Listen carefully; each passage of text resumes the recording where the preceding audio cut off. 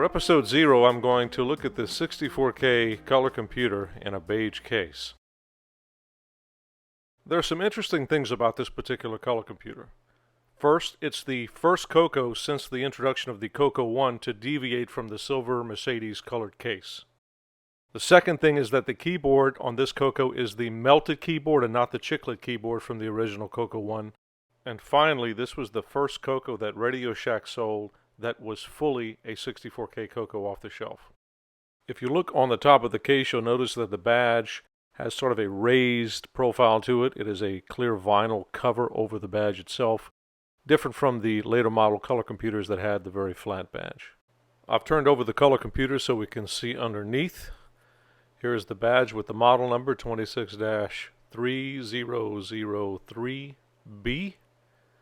And the serial number is 0015724, and it is a product of the USA, so it was made at the Tandy factory in Fort Worth, Texas.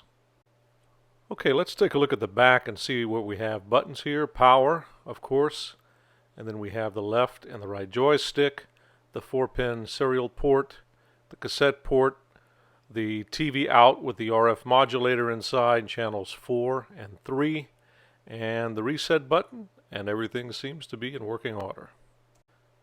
I put the machine back upside down again because I want to take out the screws. Now there are 7 screws that I'm going to remove. Start here with screw number 1, 2, 3, 4, 5, 6, and 7. Got it. If you look, you'll notice that the 2 screws that I took off the bottom here, they're actually slightly shorter than the other 5 screws. These 3 here that I took out of the middle, and the 2 at the top. And the reason this is important is because when you put those screws back in, you want to make sure and put them back in the right holes. There's also a hole that was already in the warranty sticker, so this CoCo has obviously been opened before. I've put the CoCo back upright. Now that the screws are out, I'm going to gently lift the top of the case, exposing the motherboard. Before we get to the motherboard, I want to point out the case. Something interesting here, there's a Mark CA2, May the 17th, 1983. This is probably some type of a quality control mark that was made at the factory by a worker. It's interesting because it gives us an idea into when this CoCo was manufactured. Okay, let's take a look at the computer. We have the melted keyboard, as I mentioned earlier, which is not the chiclet keyboard from the original CoCo 1. And I'm going to take it off here. I'm going to remove the Mylar. There we go. Set it aside. Let's take a look at the motherboard up close. We have the standard 40-pin cartridge connector here on the right that all color computers have. The 6821 and the 6822 PIAs. There's a bodge wire here. I'm not exactly sure what that's for, but it looks like it's been put in after the fact. We have the 6809 up here. To the left of that, we have the 6847 VDG. And in this can, we have the SAM chip and some RAM chips, and then we have 2 ROM chips. We have Color Basic ROM and an extended Color Basic ROM, both 8K. And inside of this can here where the RAM chips are, I can't seem to get it to budge. Looks like it's probably soldered in onto the case. Not something that I can just remove. We have the transformer here. We have the power circuitry for doing all of the AC to DC voltage conversions, some chips, a couple of power regulators, and capacitors, and of course the RF can.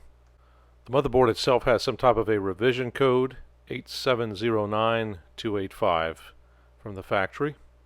One thing I want to point out on this motherboard is that in position U3, the op amp here is not the standard op amp that was part of the original color computer. I replaced this with a Texas Instrument part so that it would work at 57.6 kilobits with drive wire. I went ahead and put the CoCo back together, powering it up here. The screen should come on. There it is. Extended Color Basic. I'm going to tap along the keyboard here to make sure all the keys work. And so far everything looks pretty good.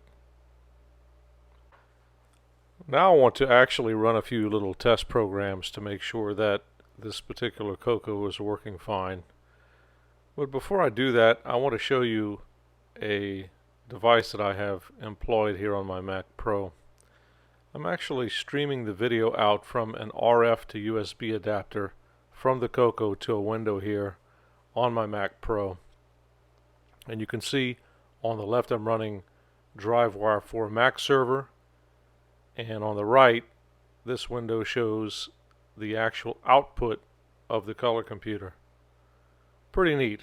So I'll zoom in here so you can see the screen up close, and as you can see we're running HDB-DOS 1.5 for DriveWire, and I have a Nitrous 9 disk image inserted into drive 0.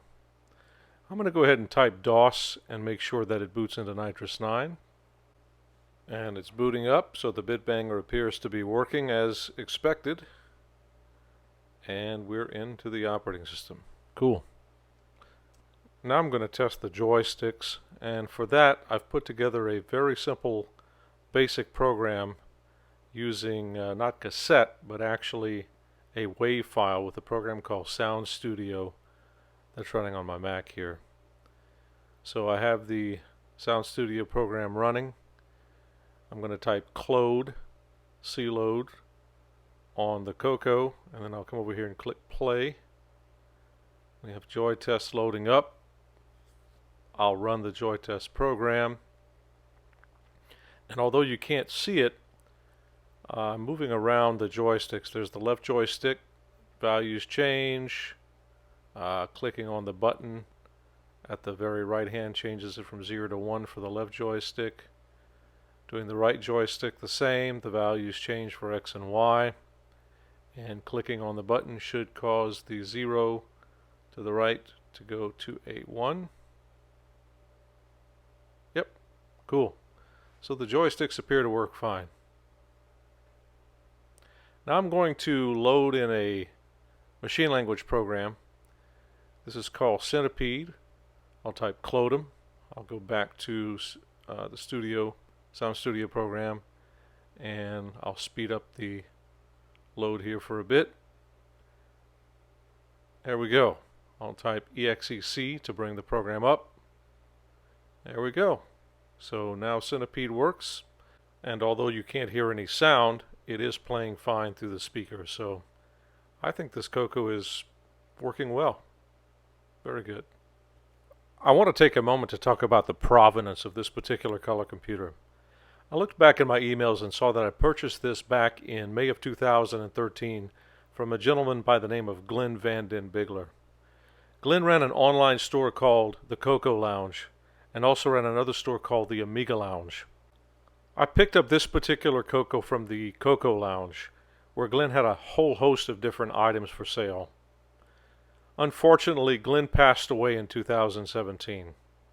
He was a great guy, a huge color computer fan, and he will always be remembered. Well, that does it for episode 0. We looked at the beige Radio Shack TRS-80 64K color computer. It works, so I'll give it a thumbs up.